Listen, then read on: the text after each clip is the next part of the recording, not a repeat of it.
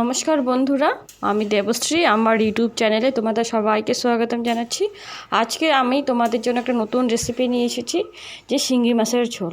তোমরা অবশ্যই এই শিঙ্গি মাছের ঝোলটা বানিয়ে খেয়েছো, কিন্তু আমি একটু অন্যরকম করে বানাবো। আমি এই শিঙ্গি মাছের ঝোলটা বানাতে যাচ্ছি গন্ধ ভাদালি পাতা দিয়ে আর নরসিংহ পাতা দিয়ে।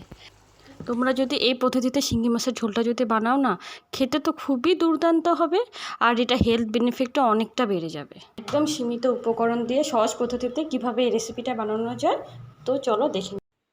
আমার হাজব্যান্ড বাজার থেকে শিঙ্গি মাছগুলো কেটে নিয়ে এসেছিলো, তারপর আমি এটাকে সুন্দর করে ধুয়ে রেখে দিয়েছি। দেখো মাছগুলোর মধ্যে কত ডিম, প্রায় সবকটা মাছের মধ্যে কিন্তু ডিম আছে। এখন আমি মাছগুলোর মধ্যে দিয়ে দেবো 1 চামচ লবণ আর 1 চামচ হলুদ। ভালো করে মেখে আমি 5 মিনিটের জন্য সাইডে রেখে দেবো। এখন আমি এখানে নিয়ে নিচ্ছি গন্ধ ভাদালে পাতা আর নরসিংহ পাতা। এইগুলোকে আমি ভালো করে বেছে পরিষ্কার করে ধুয়ে নেব। দেখো আমি এখানে গন্ধ ভাদালে পাতা ধুয়ে পরিষ্কার করে নিয়েছি, আর নরসিংহ পাতা আমি ধুয়ে পরিষ্কার করে নিয়েছি। এখন আমি মিক্সার গ্রাইন্ডারে দিয়ে সামান্য পরিমাণে জল দিয়ে একটা পেস্ট বানিয়ে নেব। আমি কিন্তু শিঙ্গি মাছের ঝোলে ঝিঙ্গে আর আলুও দেবো, সেই জন্য আমি এখানে 1.5টা ঝিঙ্গে নিয়েছি আর 2টো আলু নিয়েছি। আমি এগুলোকে কেটে ধুয়ে রেখেছি, তার সাথে আমি 2টো পেঁয়াজও ছুলে রেখেছি। কড়াইটা অলরেডি গরম হয়ে গেছে, আমি এখানে পরিমাণ মতন সর্ষের তেল দিয়ে দিচ্ছি। তারপর তেলটা গরম হলেই এখানে আমি একটু নুন দিয়ে দেবো। নুন দিয়ে তারপর মাছগুলো ভেজে নেব। আমি এখানে সম্পূর্ণ মাছটুকু একবারে ভাজবো না, এখানে আমি অল্প অল্প করে মাছগুলো দিয়ে ভেজে নেব।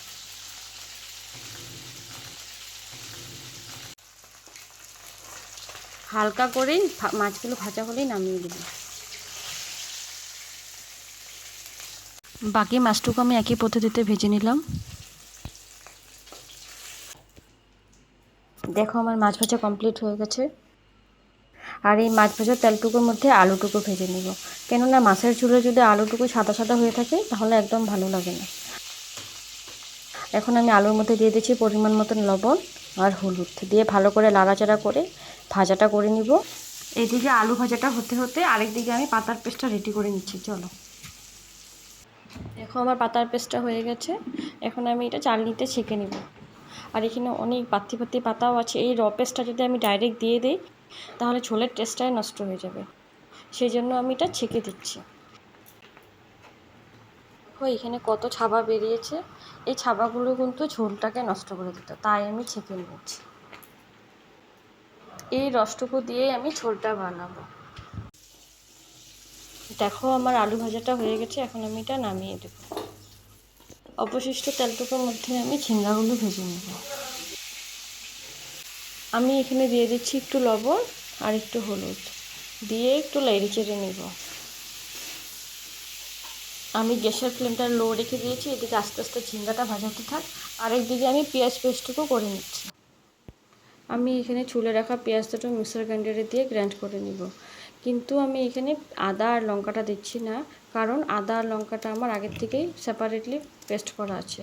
তোমাদের যদি পেস্ট করা না থাকে আগের থেকে, তাহলে তোমরা এখানে আদা আর লঙ্কা পরিমাণ মতো দিয়ে দিবে।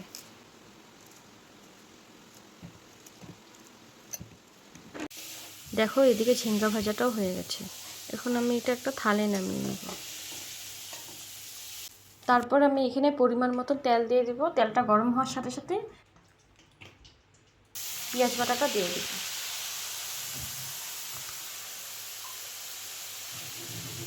তার সাথে আমি দিয়ে দিচ্ছি 1 চামচ লবণ, আরও আধা চামচ হলুদ,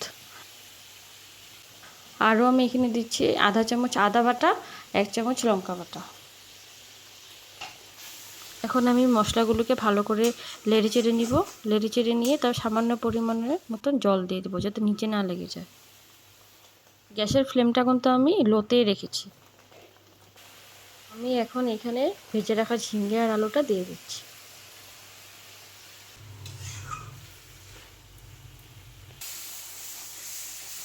দেখো পুরা মশলাটুকু কষে গেছে কিন্তু। এখন আমি গ্যাসের ফ্লেমটা হাই করে দিব, দিয়ে আমি পাতার রসটুকু দিয়ে দিব। আমি কিন্তু এখানে এক্সট্রা জল ব্যবহার করছি না, আমি যতটুকু পাতার রসটুকু বেরিয়েছে আমি এতটুকুই পাতার রস দিয়েছি। আর তোমাদের যদি এটা বেশি ভারী লাগে তাহলে তোমরা কিন্তু এক্সট্রা জল এখানে অ্যাড করতে পারো। দেখো ঝোলটা উতলাচ্ছে, এখন আমি ভাজা মাছটুকু দিয়ে দেব।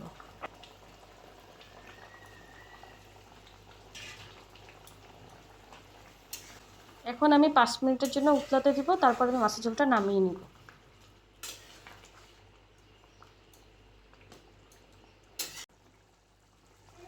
আমি এখন মাছের ঝোলটা নামিয়ে নিচ্ছি। আর এই গরম গরম ভাতে এই মাছের ঝোলটা যা অসাধারণ লাগবে, একবার কিন্তু তোমরা নিশ্চয়ই বানিয়ে খাবে। তোমাদের যদি এই ভিডিওটা একটুকু ভালো লেগে থাকে তাহলে আমার এই ভিডিওটাকে লাইক করে দিবে আর চ্যানেলটাকে সাবস্ক্রাইব করে দেবে। ভিডিওটা কমপ্লিট করে দেখার জন্য তোমাদেরকে অনেক ধন্যবাদ। এরকম করেই তোমরা আমার সাথে জড়িয়ে থাকবে। ওকে, বাই বাই।